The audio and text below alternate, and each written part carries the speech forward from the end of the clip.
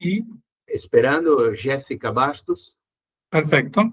Na verdade, ela vai fazer a ponência. Eu vou apenas Muy bien. acompanhá-la.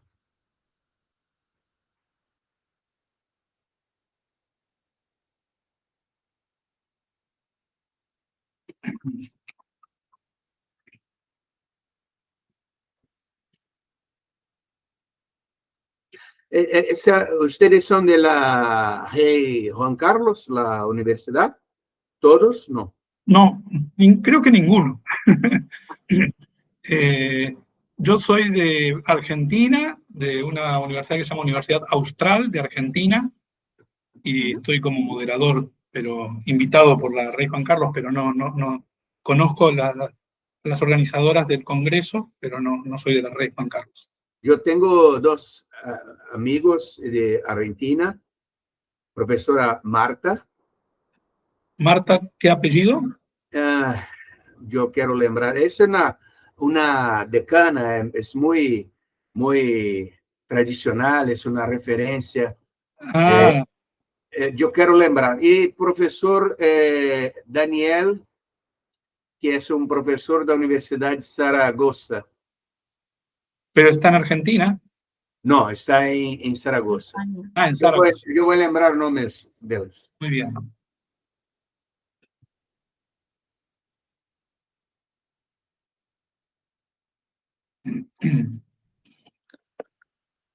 Daniel Cabrera. Daniel Cabrera, no conozco. No lo conozco.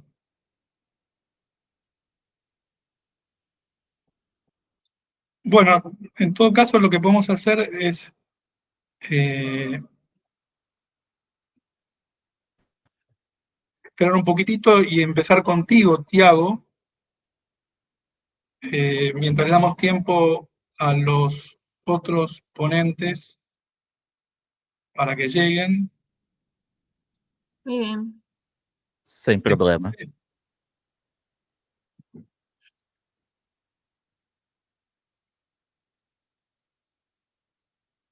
Voy a aprovechar. Tiago? Sí. Sí. Have you received the call for papers that they announced in the CHS In Texas? Yes, because Raúl talked about I applied. Which ones are they? Where and how can I find them? Because I have not found those. If you I can send you an email later, and thank you. because I received it a couple days ago. I have not received anything. Oh, Okay. you must be in the newsletter, something like this. I'm going to send you an email with all the details. Don't worry. Perfect. Appreciate it. Nada. De nada, de nada. De nada, ¿no? Bueno, si les parece, podemos ir empezando. A lo mejor hubo alguna confusión con horario, porque hay unas profesoras que me confirmaron que venían, que son Yolanda Gancedo y María Alcolea Parra. Pero bueno, en cualquier caso, podemos empezar porque el tiempo es un poco corto. Entonces empezamos contigo. Tienes 10 minutos. Ok. Oye, si quieres puedes compartir la presentación. Sí. Share.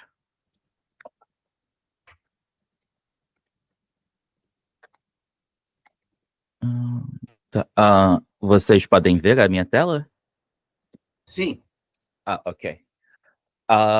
Olá a todos, sou o Thiago, sou doutorando da Universidade do Estado do Rio de Janeiro e venho estudando memes em situação de polarização política.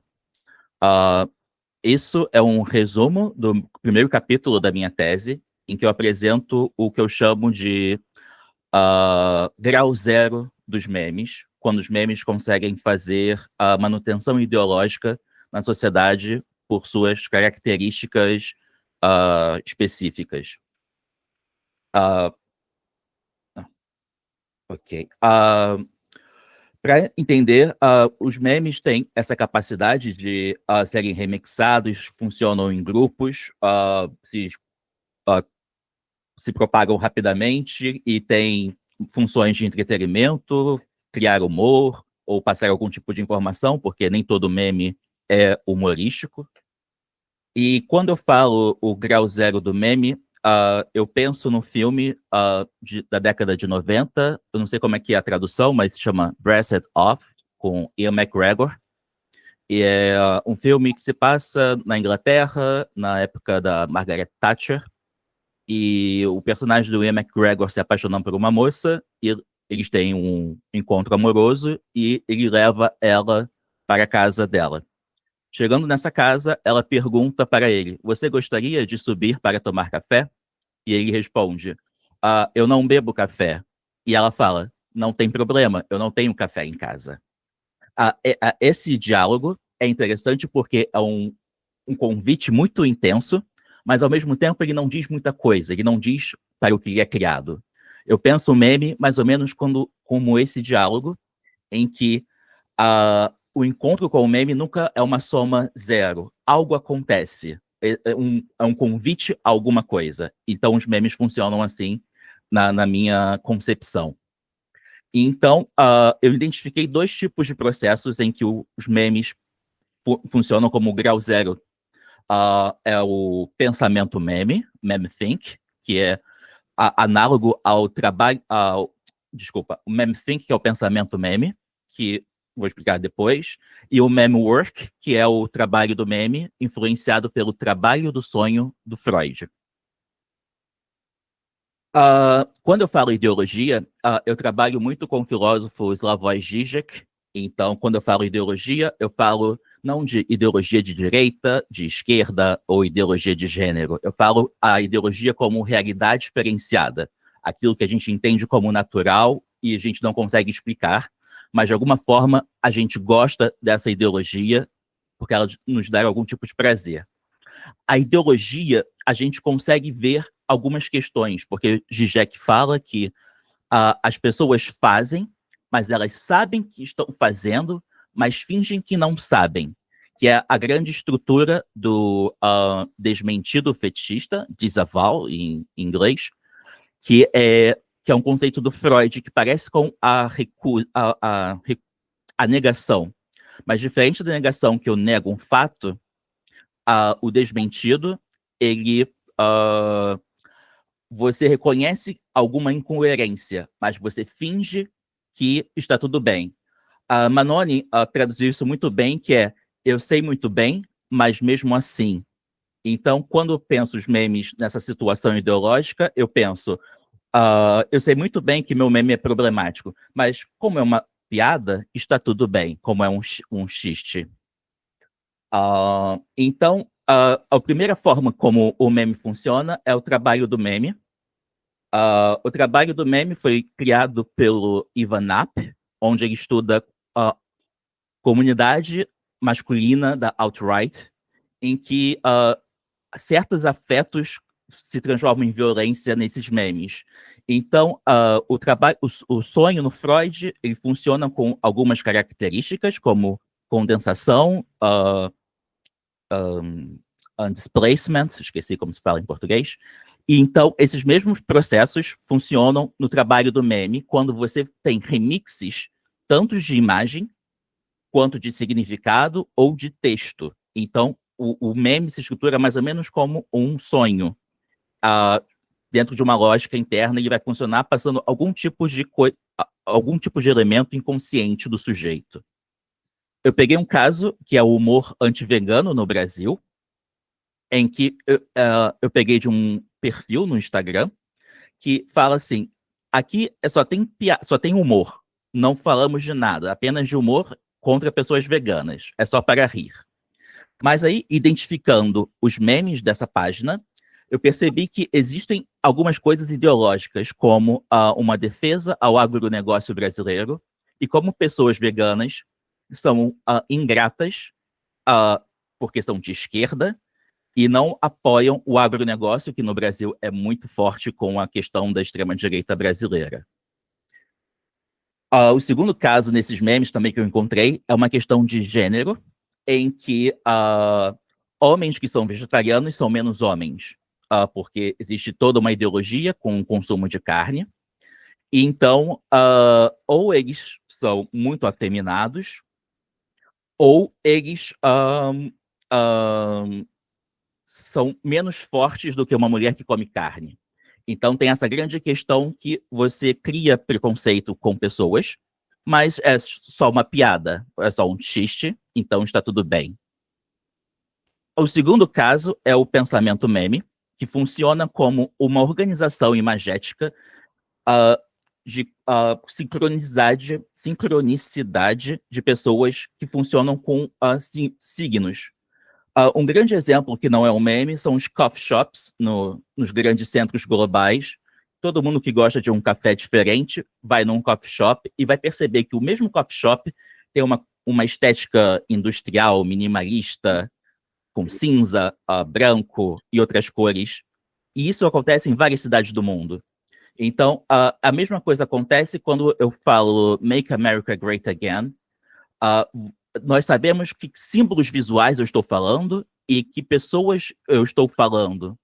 Então, essa grande constelação de imagens funciona como reprodução de um pensamento e consiga símbolos visuais. Então, é interessante porque esses símbolos funcionam, podem ser preenchidos com qualquer coisa. Um grande exemplo é que Joshua Citarella, ele fala que esse tipo de fenômeno, às vezes, é um slow red pill, porque você vai botando símbolos agressivos dentro desses memes, desses códigos visuais. E é o que eu chamo de discurso de ódio invisível, porque digamos que aqui somos todos racistas e vamos nos comunicar com um emoji de banana.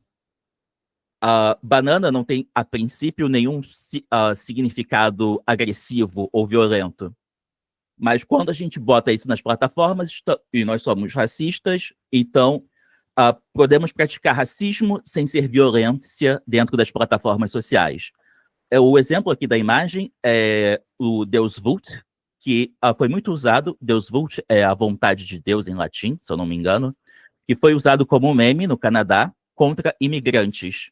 Então, você vê trends no TikTok com pessoas com roupas de cavaleiros templários fazendo danças ou coisas da vida, mas existe um discurso muito forte contra imigrantes. E plataformas sociais não podem cortar esse tipo de trend ou meme, porque, a princípio, não tem nada de violência.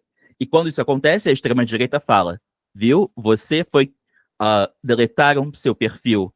A esquerda e a cultura woke está fazendo perseguição com a gente que gosta de se expressar livremente. Então, eu peguei um caso no Brasil muito interessante do ano passado, quando o presidente Bolsonaro estava sendo acusado de um golpe de Estado aqui no Brasil, e passeatas de extrema-direita no Brasil geralmente usam muitas bandeiras de Israel, o que é uma coisa muito curiosa aqui para o Brasil, porque nós não temos muitas relações com Israel, mas é interessante porque nessa manifestação teve um vídeo viral de 3 senhoras que estavam vestidas com camisas do Brasil e de Israel, e um repórter perguntou para elas, por que vocês estão usando a bandeira de Israel? E elas falam, porque Israel é Cristo e nós somos católicas. E o repórter fala, mas Israel não é Cristo, Israel é judeu. E elas falam, tudo bem, eles defendem a mesma coisa que a gente, que é combate ao terrorismo e aos comunistas. Aí assim a ideologia funciona. Israel funciona com um sistema com o Brasil, em que pessoas católicas religiosas, que eu acredito que deveriam amar ao próximo, começam a relativizar violência. Porque o ataque a Gaza, por exemplo, não é uma violência, é uma defesa, porque Gaza está matando mulheres e estuprando mulheres ou queimando bebês em forno. Então, os elementos são relativizados. Então, aqui no Brasil, quando eu falo bandeira de Israel ou a bandeira do time de futebol do Brasil, pessoas já entendem de que tipo de pessoas eu estou falando. Tem muitos movimentos da comunidade LGBT do Brasil, por exemplo, de ressignificar a bandeira do Brasil. Madonna, quando veio fazer... Te queda un minuto. Tudo bem. A Madonna, quando veio ao Brasil, usou muito a camisa do Brasil, então teve uma grande ressignificação. Então, para concluir, eu quis mostrar como os memes funcionam dessa forma ideológica para criar a manutenção da ideologia vigente. E, em alguns casos, como os memes funcionam como esse discurso de ódio invisível, que é muito difícil de identificar nas plataformas.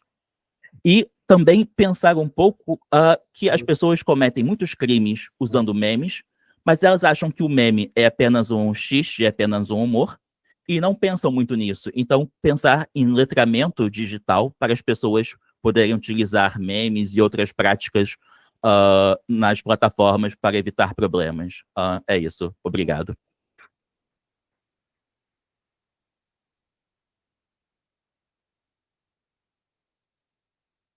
Muchas gracias, Tiago.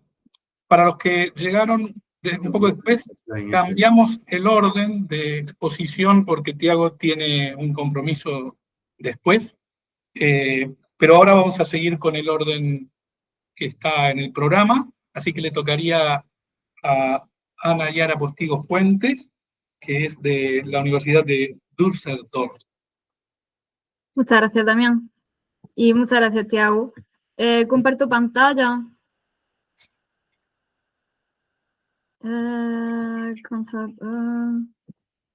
Pues no me deja, ¿por qué? A ver. Ahí en el Zócalo. Sí, ahora es. Bien. Pues pongo pantalla completa. ¿La ven a pantalla completa? Sí, perfecto. Bien, estupendo. Pues voy a intentar resumir este trabajo que más adelante espero poder publicar en el marco de este congreso, y se trata de explorar el rol de la identidad política, el rol del lenguaje y sobre todo de los memes en la identidad política en España. Para ponernos un poco en contexto, esta investigación se hace en el contexto del proyecto Arenas, que es un Horizonte 2020, en el que tratamos de definir y caracterizar narrativas extremistas. ¿Y qué es esto de las narrativas extremistas? Pues bien, en realidad son las narrativas que estamos escuchando ahora mismo que contribuyen a la polarización. Sorry, you have your little screen on your presentation. Ajá. Yeah, there's one. So, and can you see me now? Hear me now? Sí. Okay, now it's okay. Okay, perfect. Good to know. Vale, pues en realidad es el hilo conductor que da sentido a la conexión de una serie de actores y eventos. En este caso, los actores están representados en un in-group que se siente moralmente superior y además víctima de un out-group, y el out-group evidentemente se expone entonces como un peligro para el in-group y además moralmente inferior. Este hilo conductor conecta una serie de eventos y una serie de problematización de la cual se culpa al out-group, y esta misma problematización justifica que se presente una serie de soluciones que son normalmente acciones hostiles, o bien causarlas, fomentarlas o legitimarlas. Entonces, en este contexto de las narrativas extremistas, nosotros estamos estudiándolo en diferentes contextos y en diferentes plataformas como estas se presentan. Y viendo todos los datos que teníamos, veíamos que muy a menudo estas se presentaban en el formato de memes.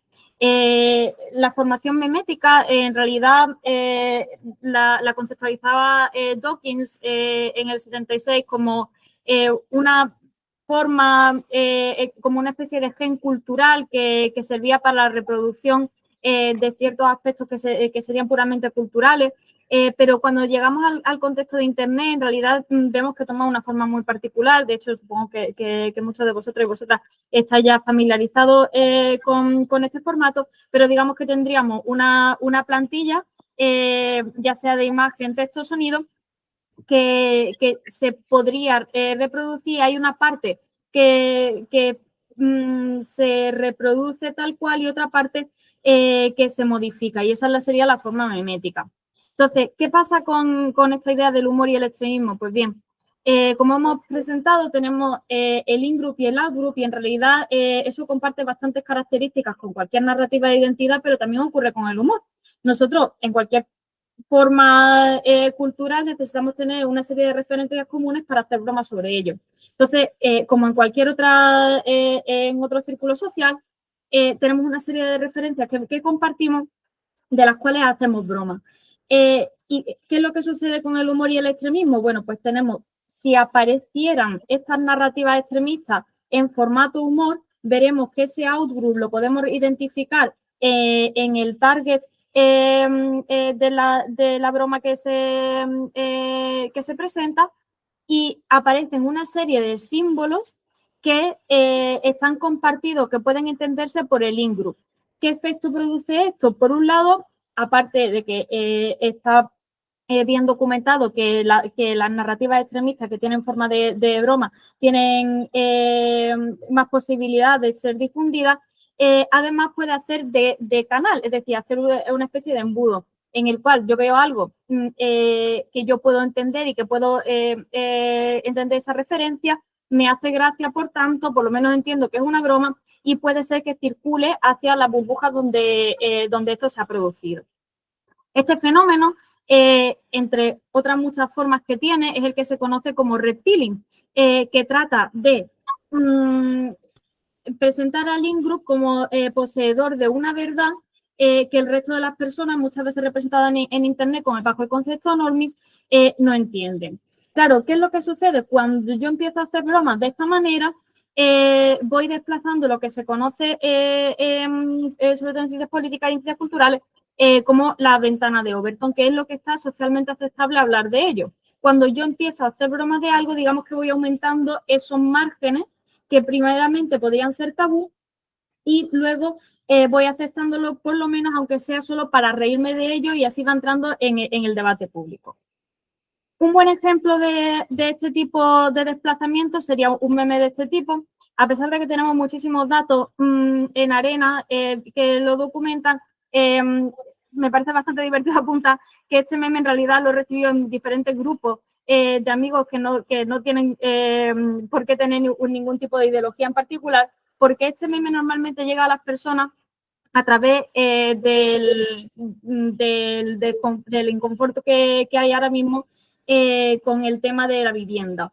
Entonces, vemos cómo la vivienda, el acceso a la vivienda ha ido cambiando y ha ido precarizándose, pero a la misma vez que estamos viendo esa demanda social por la que muchas veces la gente está compartiendo este meme, podemos ver otra serie de demandas sociales en el otro lado, en el lado izquierdo de esa imagen, en el que encontramos una serie de representaciones de familias que también vemos que están cambiando, las cuales son también una simbología de una familia heteronormativa que tiene que tener una estructura en particular. Entonces, aparte de que haya una demanda social de la vivienda por la cual se podría compartir este meme, digamos que hay otras narrativas que pueden ser identificables en esta función memética en particular.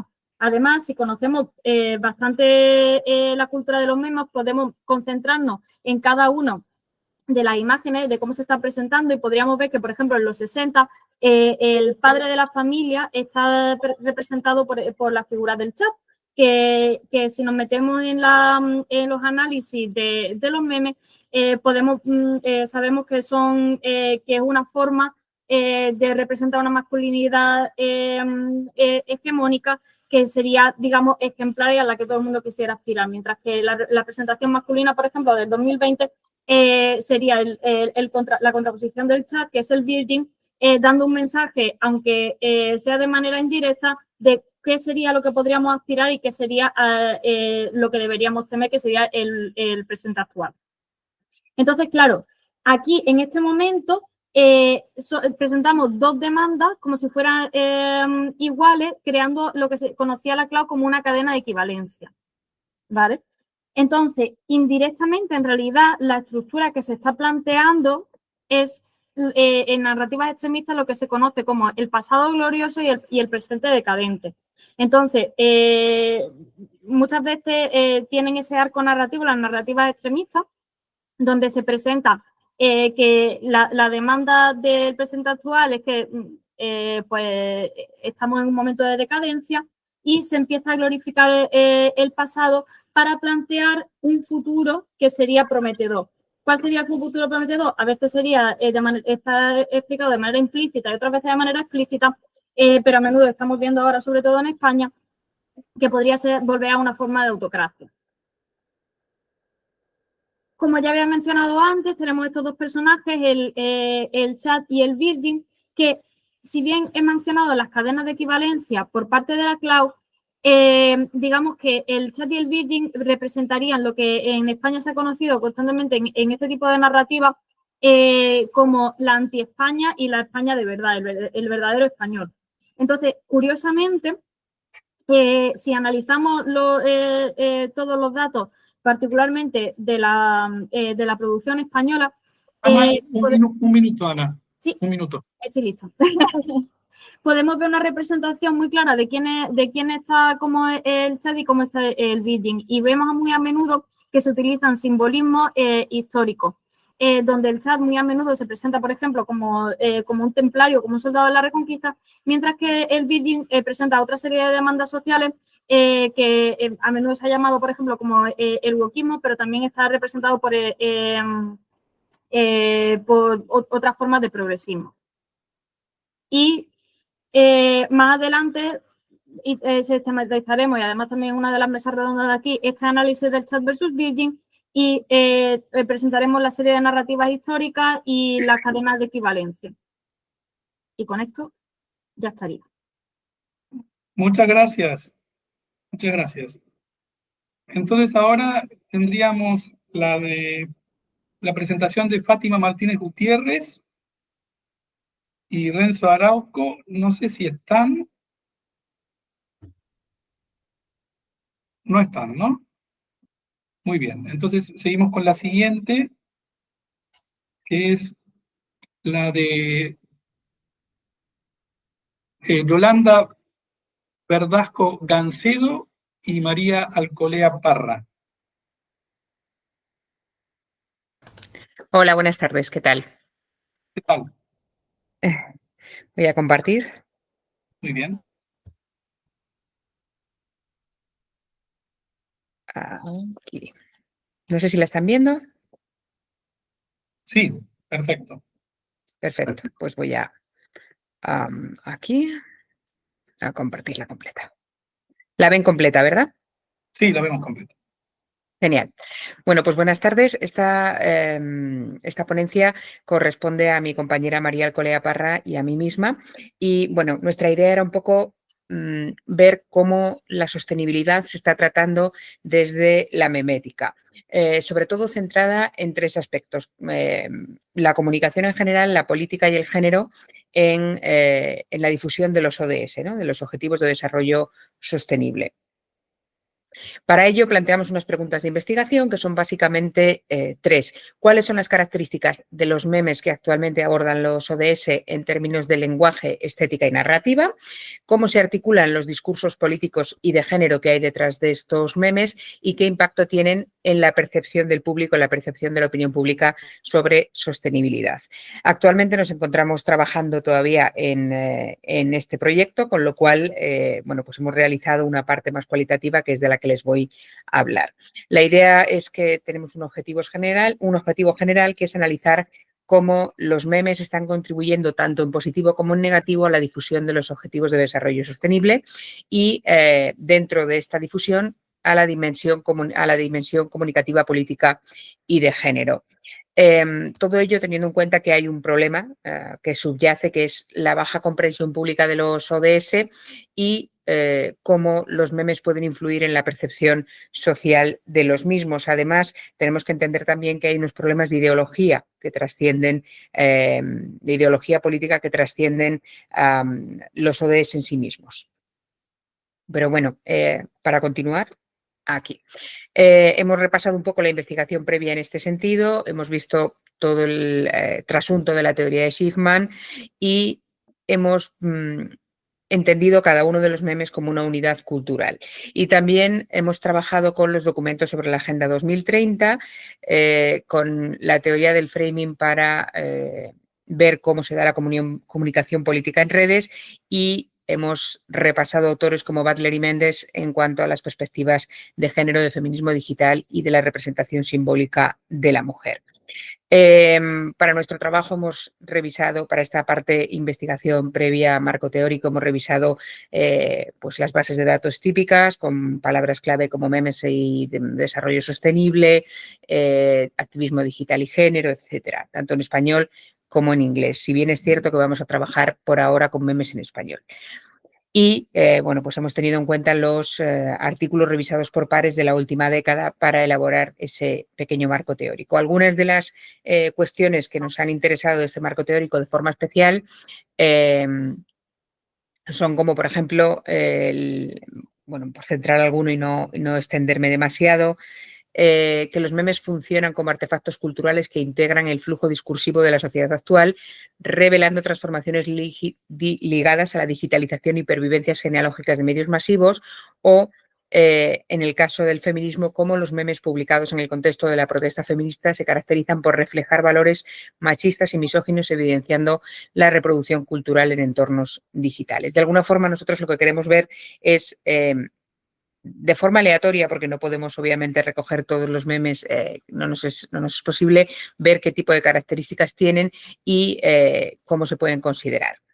Para ello hemos hecho una recogida de datos, una recolección de datos de los últimos 24 meses con memes que mencionen los objetivos de desarrollo sostenible y temas relacionados sobre todo con igualdad, clima, pobreza, pero en este caso los que vamos a ver hoy sobre todo centrados en igualdad y en clima. Las herramientas, pues la búsqueda de hashtags determinados, el scraping con Python y demás. Y luego lo que hacemos es un análisis cuantitativo, por una parte análisis de contenido de las propias categorías, un análisis semiótico de los signos, los códigos textuales y los códigos culturales y la intertextualidad y un análisis discursivo sobre las narrativas que se desarrollan en estos memes. Y finalmente, y esta será una fase 3 a la que llegaremos, un análisis cuantitativo de frecuencias, engagement y tipos de formatos, etcétera. Para ello utilizaremos técnicas de estadística descriptiva, correlación entre variables, etcétera. Por ahora, como les decía, nos encontramos en la parte 2 y por eso les iba a incluir algunos ejemplos. Las dimensiones y categorías que estamos analizando son la de la comunicación, el tipo de humor que emplea, la presencia o no de hashtags y el lenguaje visual, si los colores están asociados o no al objetivo de desarrollo sostenible al que se refiere, los símbolos, etcétera. En el caso de la política nos estamos centrando en el framing, en la ideología, esa polarización política que por suerte, por desgracia, siempre hay detrás de los memes, y en los actores que se mencionan. Y finalmente, en el caso del género, nos estamos fijando en la estereotipación, en los estereotipos, en el lenguaje, si es inclusivo o sexista, y en los roles que se atribuyen en las imágenes. Les poníamos aquí un ejemplo, el de yo quisiera cambiar el mundo para el 2030, pero veo que los 17 ODS son para 2030 y se me pasa. Está recogido de Meme Generator y, bueno, pues es lo que se considera como un humor reactivo, porque es, bueno, pues no va a ser posible, ¿no? No se va a dar el cumplimiento de los objetivos. Refuerza la idea de esperanza frente a la crisis ambiental, ¿no? Con una rana, bueno, con la rana Gustavo en este caso, y se relacionaría con el objetivo 13 de acción por el clima. En este caso, también de la misma fuente, Meme Generator, mi cara cuando me hablan de los ODS, hay esperanza para nuestro planeta. Bueno, humor irónico. Es la idea de qué difícil es en el plazo que nos hemos planteado cumplir los objetivos. En realidad está bastante relacionado con todos los ODS. El ejemplo 3, que es de Planeta Mauna Loa, dejar de deforestar las selvas de Indonesia para fabricar oreos y envolverlas en un plástico verde y sostenible. Bueno, la idea es hablar del greenwashing, esta técnica de comunicación que últimamente está muy de moda y sobre todo se refiere al número 12, al ODS número 12, producción y consumo responsables. El ejemplo número 4, que es una foto o sea, un meme que hemos tomado de Pinterest, tiene un humor conceptual y habla de feminismo no gracias, prefiero igualdad de género, agua no gracias, prefiero H2O. La idea es conceptual porque lo que estamos jugando es con el mismo concepto con diferentes formulaciones. Es decir, vamos a confundir acerca del término feminismo porque es una forma de evitar usarlo, ¿no? Es aquello de el feminismo no, pero el machismo, etcétera. Todo este tipo de cuestiones. Está obviamente relacionado con el objetivo 5 de igualdad de género. Y el quinto ejemplo, que es de memedroid.com, se han encontrado mosquitos en Islandia por primera vez, es una noticia del The Guardian, o sea, una foto que aparece en el The Guardian, perdón, y el texto que acompaña: se han encontrado mosquitos en Islandia por primera vez debido a que el calentamiento global hace que el país sea más hospitalario para los insectos. Hasta este mes el país era uno de los pocos lugares del mundo sin población de mosquitos. El otro es la Antártida. Y entonces, bueno, pues la idea es, es un poco humor político y critica la inacción política frente al cambio climático, en este caso del Objetivo de Desarrollo Sostenible número 13. En cuanto a los resultados obtenidos en el proceso que estamos realizando por ahora de análisis cualitativo, hemos encontrado, pues eso, lo que pudiera ser obvio es el uso de frases coloquiales y humorísticas, como hemos visto: yo quisiera cambiar el mundo para el 2030, la ironía y el sarcasmo, ¿no? Ese meme de las Oreos, las expresiones emocionales que están por todas partes: hay esperanza para nuestro planeta, con esa inclusión en primera persona, y luego las referencias directas a términos como igualdad de género, calentamiento global, simplificadas, eso sí, a través de un lenguaje más coloquial. La estética, pues son los formatos populares en redes sociales tradicionalmente, las plantillas reconocibles como Kermit, Drake, Rage Comics, etcétera, y un fuerte contraste visual entre el texto y el fondo, esa tipografía gruesa o en blanco que da esa sensación de que el texto importa tanto o más que la imagen, ¿no? Te daría un minuto, Yolanda. Un minuto quedaría. Obviamente también el uso de imágenes icónicas, colores vivos, etcétera. Predomina la micronarrativa humorística, la relación entre lo personal y lo global, mi cara, nuestro mundo. Se recurre a la crítica social con contraste y se articula un discurso político en el que obviamente se habla de greenwashing, de desconfianza hacia la institución y el debate ideológico de cómo se comunica la igualdad, en este caso, el humor como una idea de despolitización del feminismo.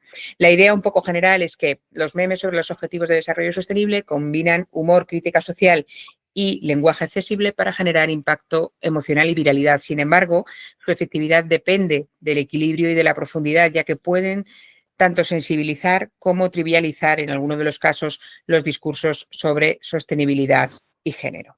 Gracias. Muchas gracias, Yolanda. Muito bom. Bueno. Ahora, en realidad, me tocaría a mí.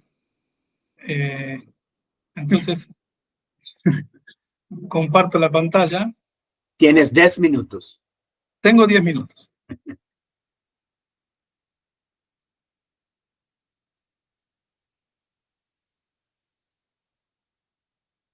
Perdón que ahora me está costando a mí.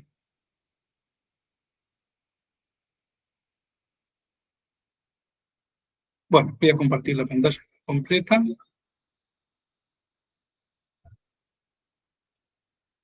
¿Están viendo ustedes la presentación? Sí. Sí. Perfecto. Entonces, este es un caso específico del presidente argentino Javier Milei, cómo utiliza el meme y la memética. Entonces, mi idea es presentar al meme desde la perspectiva del meme como enunciación, por un lado, y el meme como enunciado. El meme como enunciación tendría que ver con una forma, una retórica, una estrategia comunicacional de este gobierno. Tiene las características, esa enunciación, que es una enunciación intertextual, que se basa en eslóganes, que el eslogan está basado en la conclusión de un razonamiento falaz y que tiene un objetivo identitario de relacionamiento con los propios partidarios del presidente Milei, de rivalidad. Los antecedentes de estas características del meme entendido como enunciación son las conceptualizaciones que se han hecho de la viralización, ¿no? Por ejemplo, Henry Jenkins, cuando habla de los medios spreadable, o la función de los eslogans en la comunicación política, por ejemplo, toda la corriente de la escuela francesa que estudia las petites phrases, o también el uso de la retórica falaz, en concreto de la estrategia del entimema, o también el recurso a las marcas de identidad en la polarización. Como enunciación, el meme o la forma memética de comunicar se acopla mejor a las plataformas digitales, de alguna manera detiene el flujo permanente de la comunicación digital por su carácter disruptivo en lo estético o en el contenido, y también genera como algo que podríamos llamar una circulación productiva, en el sentido de que van mutando y van interviniendo los propios usuarios de las redes sociales en la edición, digamos, y en el comentario y en la propagación de esos memes. Como enunciado, tiene una estructura, se ha mencionado ya en una de las ponencias anteriores, de similitud, de macros que generan como tendencias, por ejemplo, todos los memes relacionados con un mismo evento. También son un formato adecuado para la propagación de ideas, para para la viralización de esas ideas, sobre todo cuando se relacionan con eslogans o con consignas, y también pueden servir para la crítica de esas ideas, para la sátira. Aquí podemos hacer entonces una distinción entre lo memético, que serían un conjunto de prácticas de creación, circulación y transformación de textos colectivos, del meme entendido como un discurso específico o incluso como un texto, ¿no? Un constructo de significado ubicado en un concepto y en una situación de comunicación específica. El meme entendido como enunciación, en el caso de Milei, tiene que ver con una forma, una estrategia de comunicación de él, que es lo que yo llamo la retórica memética, que es que, por un lado, él tiene un nivel de discurso, digamos así, del orden del saber, que tiene sobre todo de teoría económica, pero eso se vulgariza, se divulga a través de eslogans en las redes sociales, y lo que le permite a él pasar de esa teoría a esas consignas que después circulan en forma de meme en las redes sociales es una falacia, un tipo de argumento incompleto que es el entimema.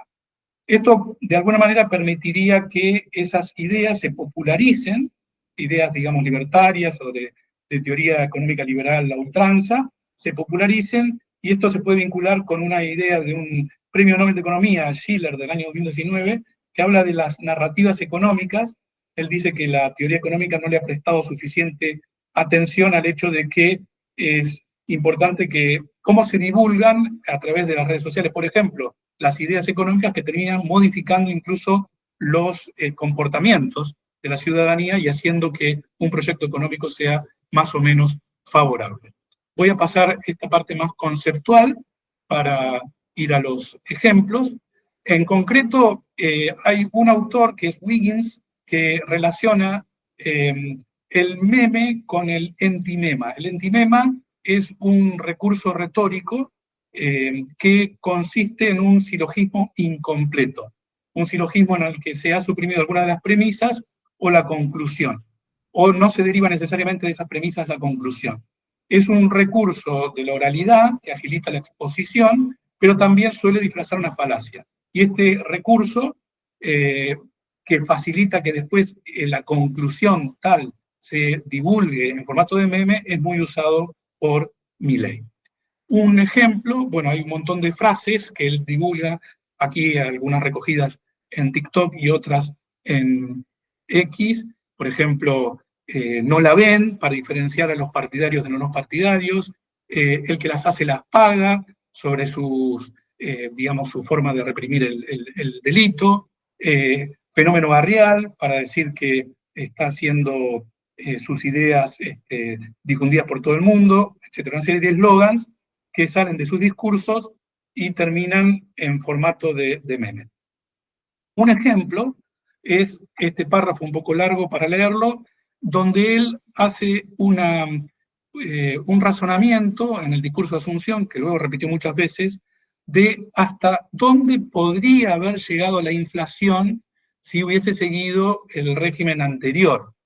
Y entonces hace una comparación con eventos de muchos años atrás, en donde había la cantidad de dinero que hay ahora, y entonces en condicional, él dice, un evento similar ahora significaría multiplicar la tasa de inflación 12 veces, podríamos pasar una tasa anual de 3.600, se podría cuadriplicar la cantidad de dinero, y entonces llega a la conclusión, en un cálculo totalmente teórico y contrafáctico, de que la inflación podría haber llegado a 15.000% anual. Todo esto, que es un constructo totalmente teórico y contrafáctico, él lo presenta como una evidencia. Dice al final de este párrafo, esta es la herencia que nos dejan, en modo indicativo, que es el modo que se usa para la realidad. Una inflación plantada en 15.000% anual. Este es el argumento principal para el shock de ajuste del gasto público que implementó el año pasado. Esto lo repite muchas veces, por ejemplo, la inflación está viajando a 7.550 anual. Bueno, toda esta forma de argumentar que termina en la idea de que no hay plata, de que el único camino es el shock de ajuste, surge de un razonamiento falaz. No hay plata, por ejemplo, dice en otra publicación de Twitter. Y con este no hay plata se generaron un montón de memes y además fueron a parar a camisetas, a tazas, a stickers, a apropiaciones de la gente, por ejemplo, para usarlo en la vida cotidiana, cuando alguien de la familia pide algo, no hay plata. Bueno, y ahora algún ejemplo del meme como enunciado. El propio Milei desarrolla con inteligencia artificial memes, por ejemplo, para representar el acuerdo que hizo con el otro partido, con el que ganó las elecciones del año 2023. Se representa a sí mismo con un león, como un león, y sus enemigos son el comunismo, algunos organismos de, por ejemplo, INADI, que es el organismo que vela para que no haya prejuicios sociales o discriminación, y también suelen ser ambiguos porque, por ejemplo, en esta jaula que se abre, no se sabe bien si la gente que está saliendo, porque el león las liberó, o está saliendo o está entrando, también podría ser, a una jaula que es la de su gobierno. Y las ratas supuestamente son los políticos de la casta, ¿no? Y otro ejemplo de este antimema, de este razonamiento falaz, es que él dice que al bajar el riesgo país a la mitad, entonces a partir de eso automáticamente la población es un 50% más rica, ¿no? Con la mejora que hice en el plano fiscal, logré que todos los argentinos sean un 50% más ricos. Y entonces a esto le replican un montón de toda una tendencia de videos en TikTok en donde los usuarios se representan a sí mismos en una situación de total indigencia, por ejemplo, comiendo paté o un obrero de la construcción o otro hombre que tiene unas zapatillas completamente destruidas y las está emparchando una vez más, etcétera, etcétera, burlándose de este comentario de que a partir de ahora somos un 50% más ricos. Entonces, en síntesis, Milei transforma las ideas libertarias en consignas que se viralizan en forma de memes en las redes sociales. El recurso que le permite esta transformación de un argumento a una consigna memética, es el entimema, este razonamiento falaz, y estos se difunden desde su propia gente, y también a eso se le suman los propios memes construidos por el poder, con estas imágenes producidas con IA. Esto facilita la circulación de una narrativa económica alineada con su programa de gobierno, pero también produce estas reacciones de crítica satírica que desmontan las falacias del discurso. Y con esto es todo. Dejo de compartir. Después podemos conversar entre todos. Ahora sí, entonces, le voy a dar la palabra a Pedro Oliveira y a Jessica Bastos Borges. Buenas tardes para ustedes, para todas, todos. Es un estudio de una continuación de tesis de maestría de Jessica, ahora a nivel de doctorado, profundizando la discusión sobre meme, experiencia estética, arte y comunicación multimodal. Jessica se presentará em português. Por favor, Jessica. Bom dia a todos. Vou iniciar a apresentação aqui.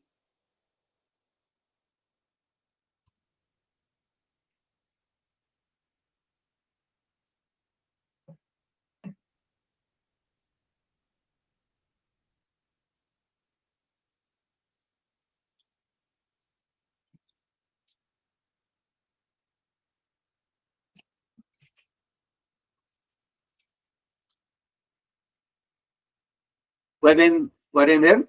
Sí.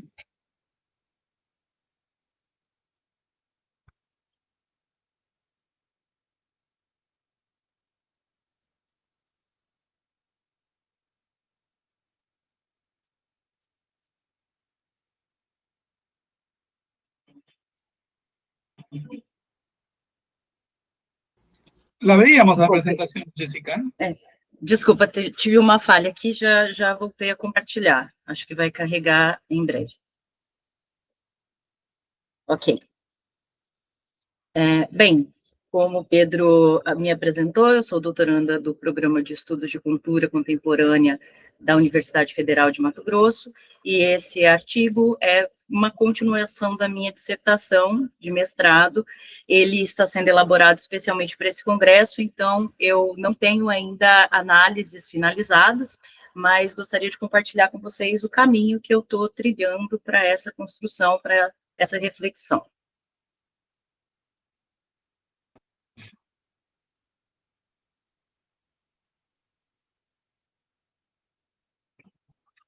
Bom, eu tenho observado, né, uma produção expressiva de estudos que relacionam o meme ao campo político, e eu gostaria de contribuir com esses estudos a partir do cenário político brasileiro, né, me somando a algumas vozes que já são referências nessa construção. Aqui no Brasil, eu faço referência especial ao professor Vitor Chagas, da Universidade Federal Fluminense, que tem um grupo de pesquisa que é responsável pelo Museu de Memes, né, uma plataforma online que abriga um acervo significativo de memes de variadas temáticas vinculado a esse laboratório. Bom, o meu objetivo é fazer essa reflexão a partir de uma análise que tenha como base a perspectiva da imagem como um elemento da experiência estética. Especificamente, eu busco contestar, né, expor essa antítese que existe entre a interpretação simplista do meme, como uma simples piada, e o potencial que esse elemento tem efetivamente na construção, né, na interferência da perspectiva, da percepção que as pessoas têm ao receberem essa mensagem, né, uma vez que nós já podemos observá-lo como parte de estratégias de propagação de desinformação, ou seja, com sentidos, objetivos bem específicos, e não simplesmente o entretenimento e a diversão. O outro ponto que eu gostaria de explorar é quanto ao propósito do meme, também como uma estratégia do discurso político, quando tenta limitar ou interditar o debate, né? Nesse ponto, eu trago referência a uma fala de Eduardo Bolsonaro, quando ainda no período em que seu pai era o presidente do Brasil, ao ser questionado sobre a oposição e populares apoiadores de Bolsonaro questionando sobre algumas temáticas que estavam sendo criticadas, e ele respondeu com a expressão farmeme, né? Façam memes para responder isso. Isso é objeto de uma investigação específica do Vitor Chagas, num artigo que ele comenta esse caso, e também a partir da reflexão do Pedro Oliveira, quando ele entende o meme como uma ideia plana, um elemento que obstrui a continuidade do debate, porque se apresenta de modo raso. Bem, eu apreendo o meme como um artefato híbrido, que está ali na intersecção da manifestação cultural e do gênero de comunicação midiática, né, que se caracteriza como uma comunicação multimodal. A comunicação multimodal é uma definição apresentada pelo Pedro, a partir das suas reflexões sobre novas formas de escritura da ciência, né? E ele traz isso como uma formulação de escritura, uma expressão de um pensamento, produção prática de conhecimento com o uso inteligente das múltiplas plataformas significantes, né? Para a construção de significados compartilhados em cooperação. Nesse sentido, nós fazemos uma apresentação entre a ciência e o mundo da arte, considerando o meme também como uma manifestação artística. Bom, eu utilizo 2 conceitos operadores para essa minha reflexão. O primeiro deles é a imagem como registro pleno e a montagem. Esse conceito ele vem a partir do pensamento de George D. Huberman, e a inspiração que ele traz do pensamento de Abby Warburg, pensando que a imagem é uma potência analítica em si, né? Permite uma outra visada dos processos de análise, e o pensamento desses 2 autores, ele se aproxima exatamente no ponto de importância e de potência que eles reconhecem na imagem, não como algo unitário ou isolado, né? Descolado de seu contexto histórico e de sua presença no mundo. Nesse sentido, eu entendo que o meme, ele é uma imagem que é produzida na e pela cultura. Ele está presente no nosso tempo como um registro desse tempo que nós vivenciamos a partir das relações intermediadas, midiáticas, enfim. Então, eu trago esse pensamento da valorização da imagem a partir desses 2 autores, e eu me inspiro especialmente na perspectiva de construção seriada, de reflexão a partir de uma construção seriada das imagens, buscando apreender os sentidos que são conformados por essa observação em conjunto. Um meme isoladamente nos diz o quê? E quando eu coloco ele em uma perspectiva agrupada, o que mais eu posso apreender? Então, é nesse sentido que eu avanço na reflexão com esses 2 autores. O segundo conceito operador que eu trago é a experiência estética, a partir do pensamento de Dewey, né? Numa percepção de que apreender a experiência estética, pensando que é possível que haja uma experiência estética no meme, né? Que o meme se configure como esse elemento de experiência, e na percepção de que é necessário que nós tenhamos a vivência de experiências estéticas no nosso cotidiano, na vida ordinária, porque é isso que tem potencial de transformação.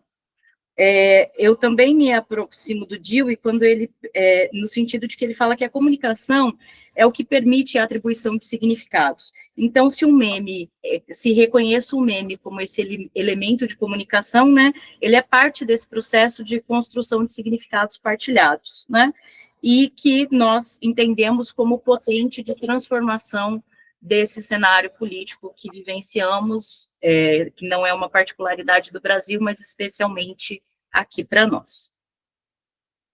Bom, para esse artigo, eu estou trazendo como corpus de análise a coleta de material referente a 2 acontecimentos, né? O primeiro deles é o fato de que o ministro da Fazenda foi apelidado como Tachad, né? O ministro se chama Fernando Haddad, foi feito ou a junção disso, eu peço desculpa para vocês, tem um cachorro latindo aqui no fundo, já vou silenciá-lo. E a busca, né, então, desse conjunto de memes que se relaciona a esse acontecimento, ele ocorreu a partir do rastreio da hashtag Taxad, né, que surgiu a partir das políticas fiscais que foram apresentadas pelo ministro ao longo do tempo.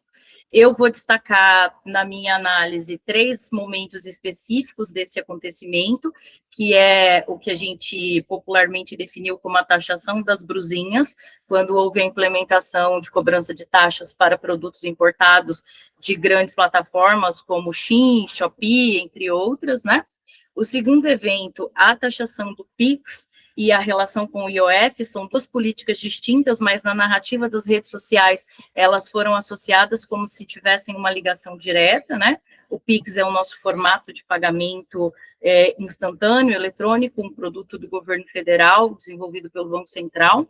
E o terceiro evento, que é a taxação dos super ricos, que é uma discussão de longo tempo, mas que eu considero que teve um momento de ebulição e de uma discussão mais acalorada aqui num recorte de julho a outubro, que foi quando as discussões no Congresso e no cenário público, né, houveram manifestações de rua, enfim, que traziam esse tópico, acabaram gerando a promulgação dessa legislação, né. O segundo acontecimento é a prisão do ex-presidente Jair Bolsonaro, que foi julgado e condenado pela tentativa de golpe de Estado ocorrido em janeiro de 2023, e que eu também consegui abordar em 3 momentos, graças aos acontecimentos recentes, né? O primeiro, originalmente, a discussão ia se dar em torno da prisão domiciliar e da determinação de uso da tornozeleira, em função da suspeita de que ele estava tentando interferir no processo judicial, que se deu a partir de agosto, setembro. O segundo momento, ele está marcado em 22 de novembro, quando Jair Bolsonaro ele tenta violar a tornozeleira, e o terceiro momento é agora em 25/11, então 2 acontecimentos, 2 etapas muito recentes dentro desse acontecimento, quando é decretada a execução de pena no âmbito do julgamento pelo golpe de Estado. Bom, como eu disse para vocês, esse artigo está em desenvolvimento, então eu trouxe uma prévia desses memes, eu vou realizar, como propus uma análise seriada, então vou realizar a montagem de painéis inspirados no Atlas Mnemosine proposto pelo Abby Warburg, em termos de estética visual, né? E aqui eu trago um pouquinho do que eu já apurei. Essa hashtag, ela é uma hashtag ativa, o meu monitoramento, ele é ativo, então eu já tenho um conjunto de memes recolhidos, mas imagino que ainda vou acrescentar até a etapa de finalização desse artigo, né, para a apresentação da versão final. E aqui eu já consigo vislumbrar algumas situações que se destacam, que é o fato de que os memes da hashtag Taxad, eles estão majoritariamente relacionados ao universo fílmico, né, uma referência muito grande ao audiovisual em formato de filmes específicos de grande bilheteria, inclusive no cinema, e com destaque para o vínculo dessa figura do herói, né, o Haddad tem sido reiteradamente ilustrado na face desses heróis. Então, isso me chama a atenção, porque são memes que são feitos majoritariamente por pessoas, né, que ocupam um campo de oposição, e ainda assim o Haddad figura como esse herói. Qual que é a antítese dessa exibição? Isso tem me chamado a atenção. Será que é só um ato falho? Será que é, de alguma medida, uma referência, um reconhecimento ao fato de que a questão de justiça tributária no Brasil, ela é desigual e é uma questão histórica? Enfim, algumas coisas têm me surgido. Sobre a prisão de Jair Bolsonaro, né, ela exibe os memes, né, que eu estou catalogando, que eu estou recolhendo.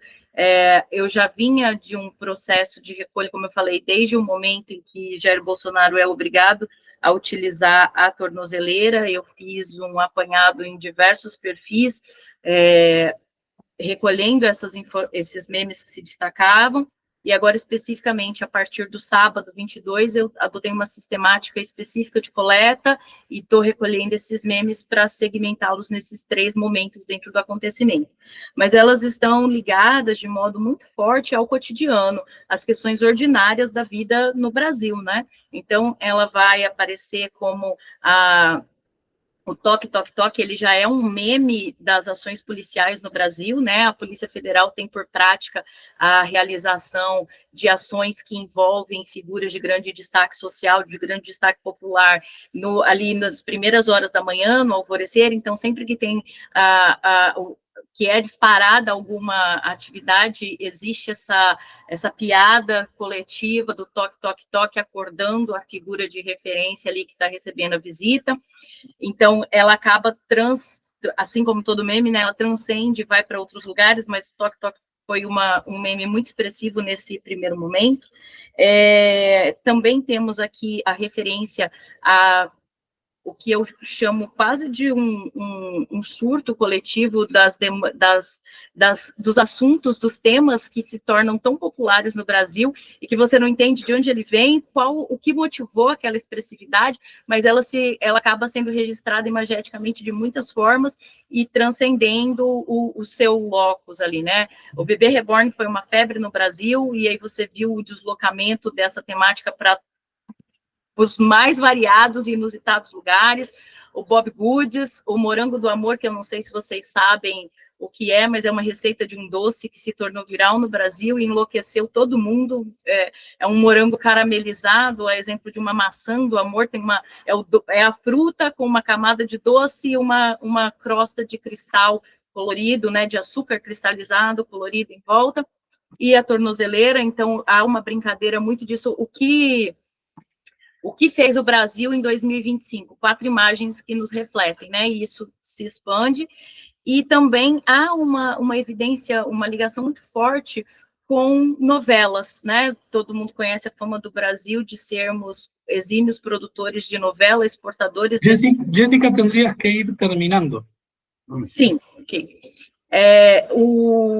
Enfim, fechando a nossa fama como produtores de novelas, então existe uma associação muito forte dos acontecimentos com o Bolsonaro em relação às nossas novelas. Essa aqui, especificamente, é um clássico dos anos 90, se chama A Viagem, fala de uma relação... de uma família que tem uma dimensão religiosa espírita, e esse é o irmão que morre e fica assombrando os familiares. Então, esse meme circulou agora no sábado, que foi ele que instigou Bolsonaro a romper a tornozeleira. Bem, aqui são as considerações, acho que eu expandi um tanto isso aqui na minha fala. Encerro, muito obrigada. Gracias. Muchas gracias, muchas gracias.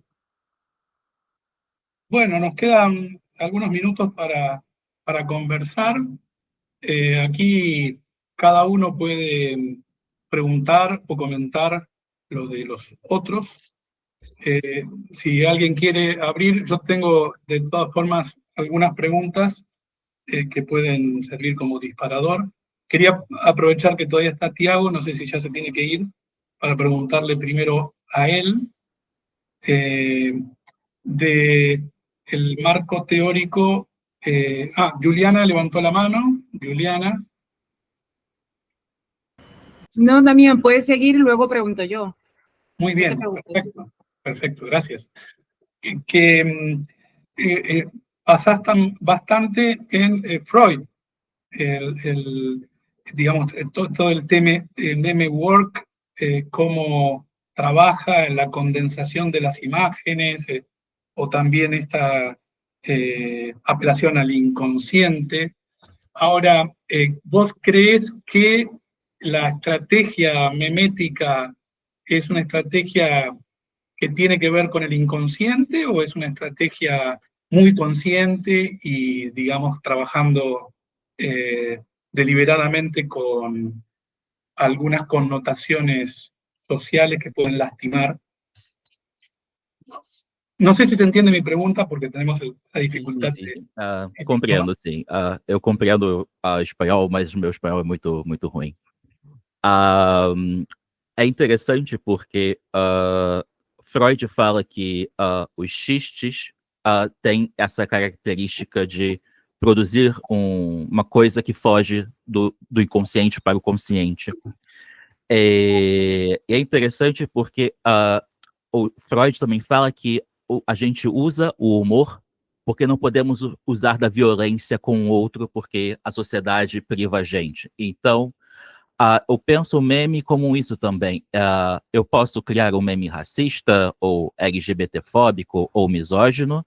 Como eu não posso agredir essas pessoas, eu crio uma piada. E essa piada, consciente ou inconscientemente, tem essa função na sociedade, porque você vai, com a desculpa de ser apenas um xiste, você vai propagando violência. Então, eu acho que, acredito que conscientemente as pessoas não são tão violentas assim, mas como coisas acontecem que me proíbem de violentar pessoas, eu vou propagar esses memes com essa desculpa para criar uma homeostase psíquica de que está tudo bem porque é um humor.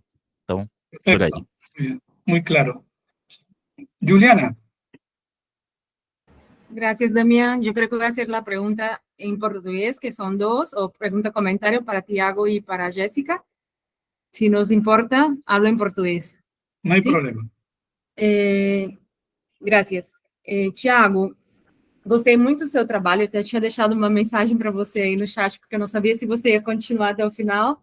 É uma reflexão muito interessante, né? Várias reflexões interessantes, e eu gostaria de saber se você já aplicou, já fez um estudo aplicado, né, sobre os memes, ou se você está começando com estudos, porque você mandou 2 trabalhos sobre memes, que eu achei muito interessante, as propostas, para o Congresso. Então, eu gostaria de saber se você já fez um estudo aplicado, se você já, né, fez uma análise de uma amostra, e aproveito depois para já fazer uma pergunta para a Jéssica e para o Pedro, que também achei muito interessante, acho que os trabalhos, né, dialogam, né, de vocês dois bastante, que é o seguinte, na amostra que você, entendo que está em construção ainda, né, a amostra, porque se é a tese de doutorado, está em construção.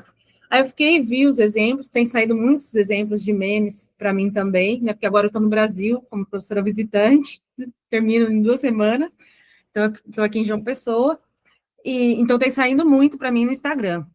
E aí eu queria te perguntar, nessa amostra que vocês estão construindo, vocês estão considerando só os memes estáticos ou também tem vídeos? Porque, assim, os vídeos também, eles dão outra, eu sei que né, porque você fala da análise da imagem, o poder da imagem, uma coisa é a imagem fixa, né, estática, outra coisa é o vídeo que ele dá ainda uma dificuldade maior na análise, né, por isso é a minha pergunta. Mas eu acho que daria, né, assim, tem muita... E como que está sendo a seleção dessa amostra? Por quê? Você falou que você já separou algumas contas e tal. Eu acho que a maior dificuldade quando a gente analisa os memes, né, ou quer ter um corpus, construir um corpus, é a dificuldade de encontrá-los, porque a gente pode encontrar, mas como que a gente justifica, né, a seleção dessa amostra? Porque aparece constantemente, a gente vai justificar que é o algoritmo que mostra para a gente, né, como que vocês fazem nesse caso? Obrigada. Posso começar, Jéssica? Obrigado pela pergunta. Eu comecei a minha tese fazendo estudos de casos específicos, porque eu estava tentando identificar como a ideologia acontecia. Então, foi assim que eu cheguei no Memework ou no MemeThink. Então, eu já publiquei um artigo sobre a Red Pill no Brasil, com o caso do Careca do Campari, por exemplo.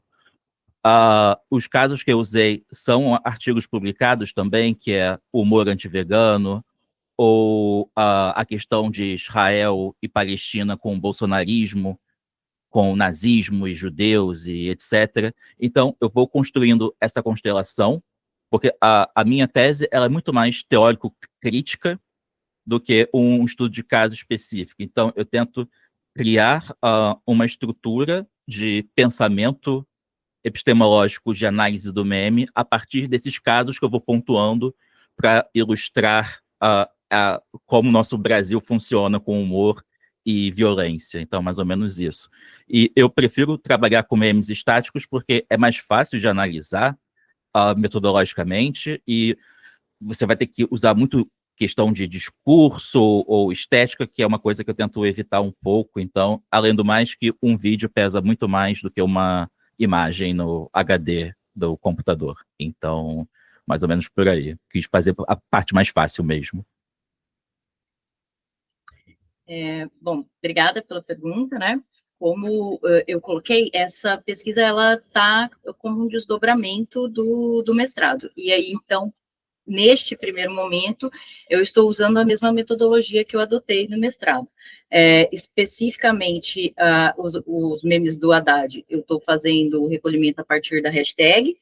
Então, eu defino períodos cronológicos de 1, 2 dias e faço a coleta de tudo que é novidade, né, do que eu ainda não tenho no meu acervo, que circulou naquele momento.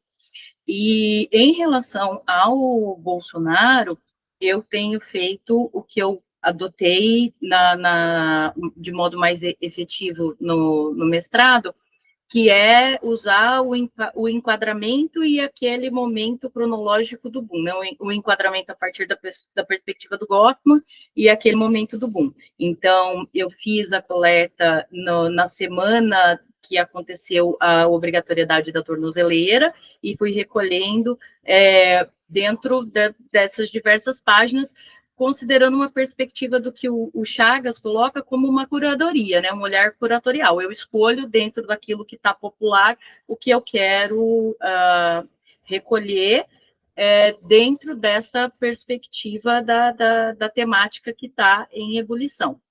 Eu utilizei até aqui só imagens estáticas, mas eu tenho um acervo de memes também animados, né, vídeos, frames, especialmente sobre o processo de prisão do Bolsonaro. Nós tivemos aí pelo menos 3 músicas, né, que explodiram, então muitos vídeos foram desenvolvidos especialmente a partir dessas músicas para integrar essas músicas.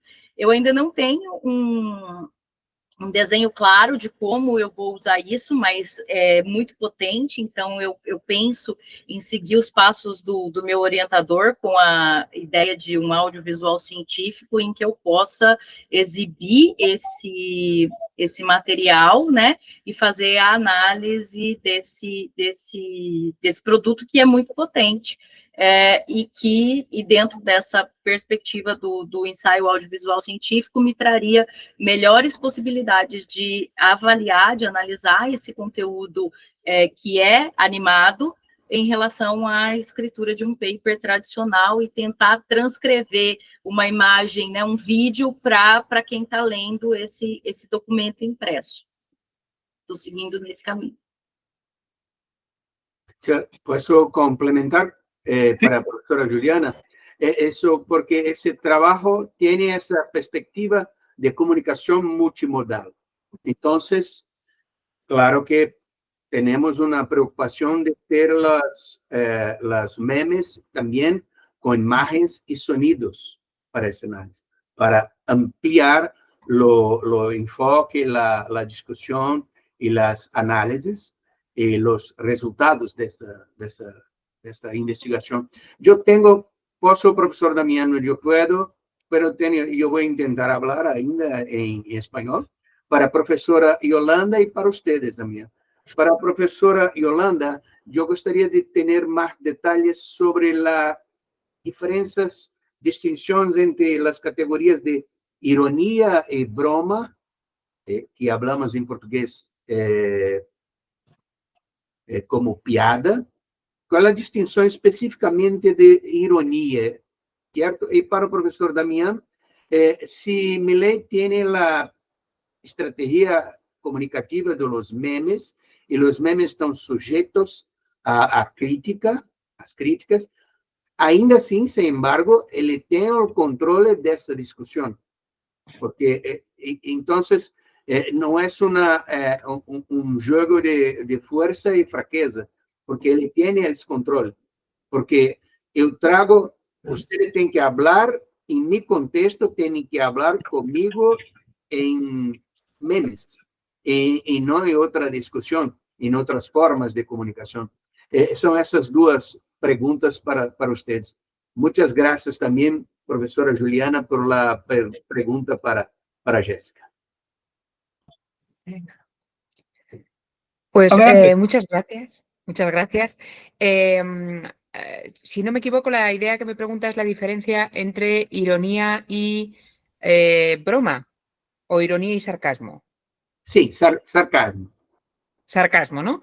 La idea es que es la intencionalidad que hay detrás del texto. Es decir, la ironía es una figura retórica que decimos lo contrario de lo que queremos decir, ¿no? Hace un día fatal fuera y lo que queremos decir es lo contrario. En los memes, por ejemplo, se da cuando dice cosas como, pues eso, cuando habla del feminismo, no, claro, es que no es feminismo, es otra cosa. La idea es, aunque decir lo contrario a lo que es la realidad para buscar esa sutileza y esa ironía, mientras que el sarcasmo es más incisivo en cuanto a que sí que tiene una intencionalidad de burlarse o de herir a la persona, al interlocutor. En este caso, lo que se utiliza más es la ironía.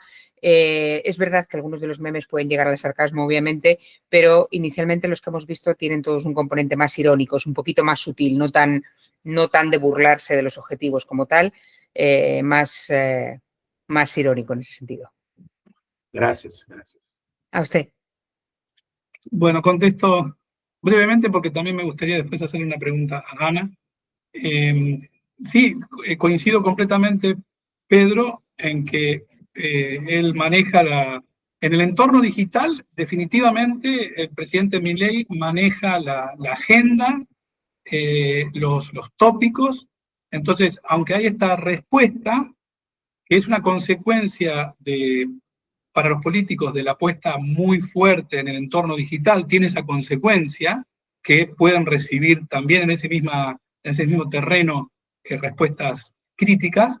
Sin embargo, la estrategia es más como la estrategia de inundar la cancha, definir los términos de la conversación, y esto tiene que ver un poco con el contexto de la posverdad en la que se dan estas experiencias de extrema derecha, en el sentido de que no importa mucho el argumento, como el hecho de que yo soy el que estoy poniendo los términos de la discusión, y quizás contestar ese argumento que puede ser falaz es como una pérdida de tiempo para la oposición, porque sigue avanzando, digamos, la retórica. Así que puede tener, en definitiva, puede tener respuestas, pero no le importa nada a la estrategia de inundar la cancha, de mantener la agenda, de estar discutiendo incluso cosas que son insólitas, porque él las propuso,